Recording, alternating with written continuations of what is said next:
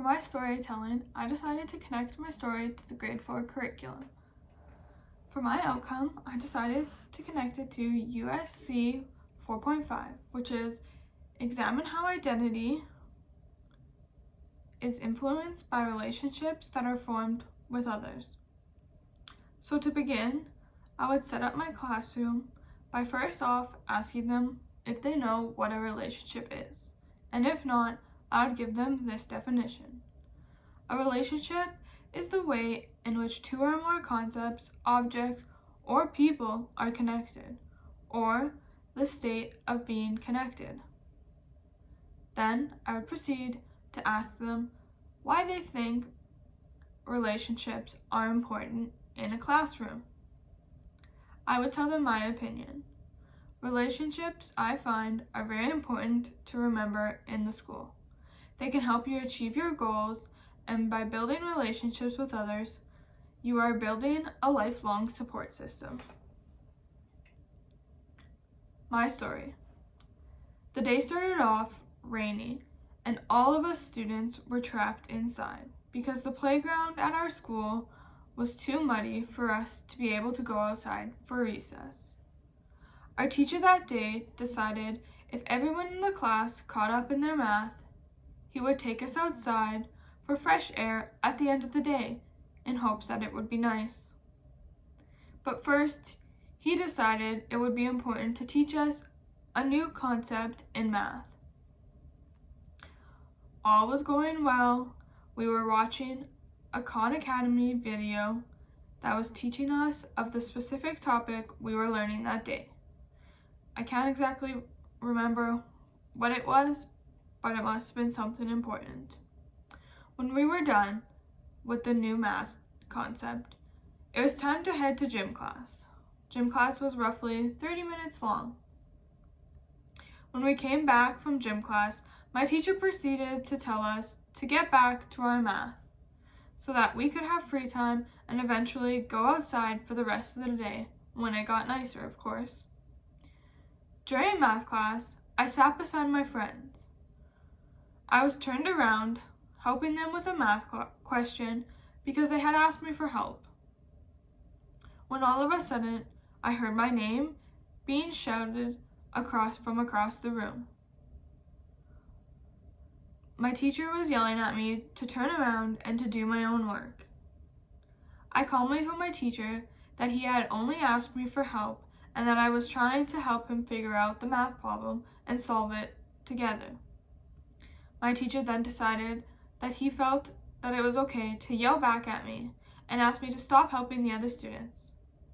And I proceeded to tell them again that we were almost done the question and we were just going to finish it off together. My teacher got really mad at me and angrily told me to get out of the classroom and to go sit in the hallway until he comes and gets me. So of course, I took myself and nothing else and went and sat out in the hallway with nothing to do. After what felt like an hour, but was really only 15-20 minutes maybe, passed by, my teacher finally came and got me and talked me outside. He told me that I was being a negative Nelly in class and I was disturbing others around me, and that this wasn't the first time he wanted to throw me out of class. For someone who barely talks like myself in the classroom, I was shocked that he had just called me a negative Nelly. Not once have I ever thrown a negative thought in his face.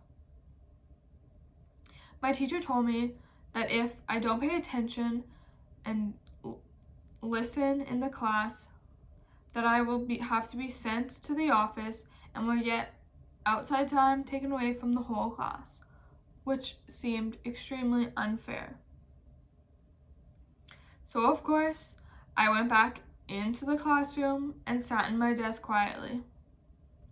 And they didn't hear a word out of me for the rest of the day because I was terrified if I said one little peep that I would get kicked out. After school, I came home to both my parents waiting for me in the kitchen, which, when you're a kid, is never a good sign to come home to that. They tell me that they received a phone call from my teacher because of my behavior today in school.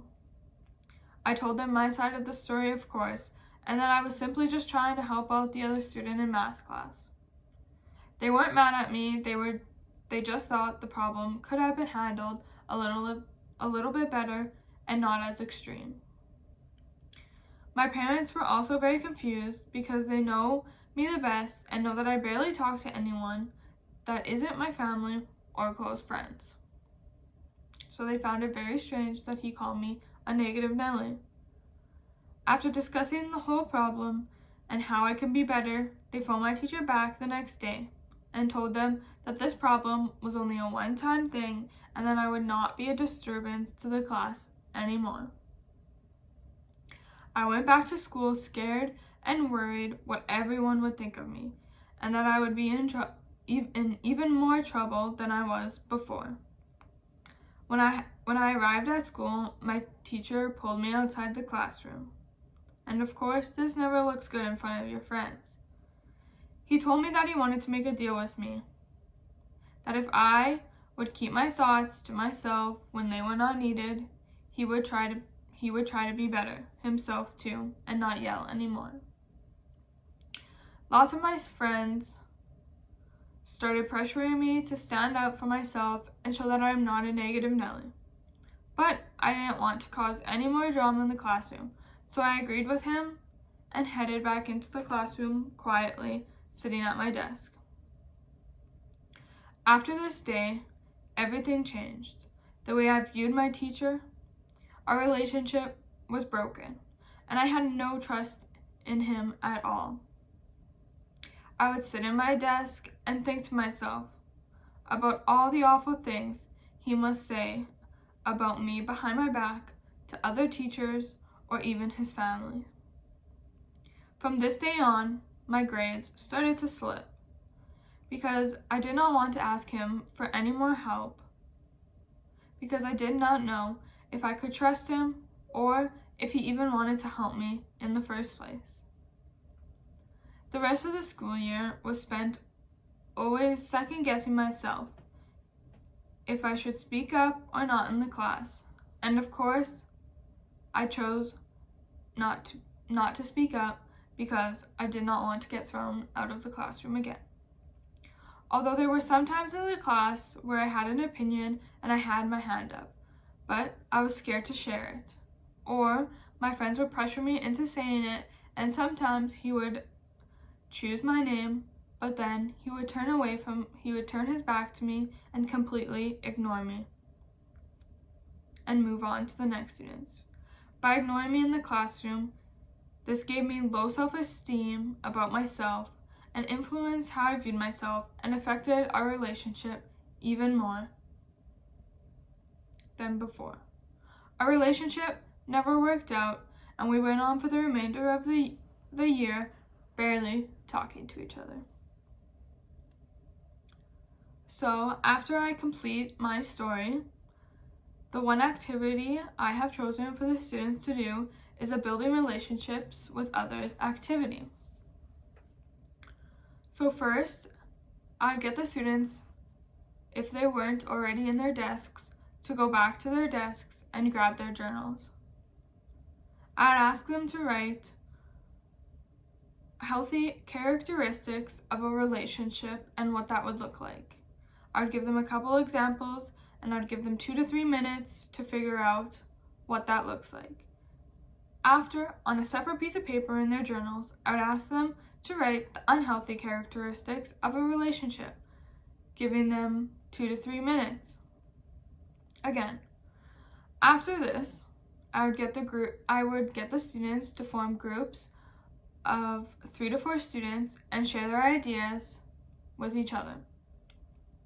They would then have to come up with a short skit around 1 to 2 minutes long, demonstrating what a healthy and unhealthy relationship would look like, either in the classroom or at home or wherever they want. Then I would bring them back to the classroom after 7 to 10 minutes of working on these skits, and would allow whoever wants to share their skits with the rest of the class. After this, for the final portion of this activity, I would let the students go back to their journals and write down anything new they saw in the skits, something they didn't think of before.